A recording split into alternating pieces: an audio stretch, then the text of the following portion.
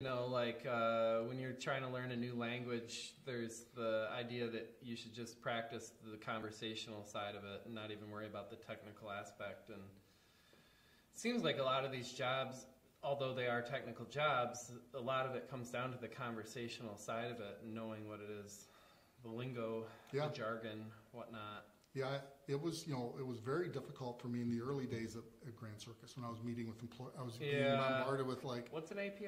Yeah, it's like, okay, let me, I got to the point where I could at least, I never tried to BS my way through. It was like, I don't know, I'll get back to you. Yeah. Or I would be able to, contact one of the instructors or somebody else and put them in contact. But eventually, you got comfortable enough so you knew front end versus back end. And it's been my experience that there's following up on something that you said you were going to follow up on builds credibility real fast.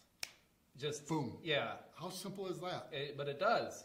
Like, I don't know. And then 2 days later, you come back, hey, I looked into what it was we were talking about, and I wanted to circle back or follow up or however you want to say it, and ta-da! And they're like, holy shit, I'll take that next meeting for sure. Yeah. How often, how like jaded, it's like, you're never going to get back to me. Yeah, that's usually how they feel. That's the default feeling now. Default, it's like, well, okay, had a nice meeting, but I'll never hear from that person again. Or yeah. I was doing cold calling for a while there, 15 years ago or something like that. And they called it a particular file at the place I was at. I was selling broadband to companies, internet to companies, A lot of it was cold calling. And the company would be like, yeah, no, we're not really looking right now, but call me back in a couple months or 3 months or something like that. And I always would. And they every single time they'd take the meeting, though. That's my point. Where the first time they were just blowing me off, but then I'd call them back in 8 weeks or whatnot, and they'd always take the meeting. That persistence a little bit. Plus, being reliable and following up. But yeah, just like those type of things are worth their weight in gold, though. Absolutely. If you actually do it. Following through.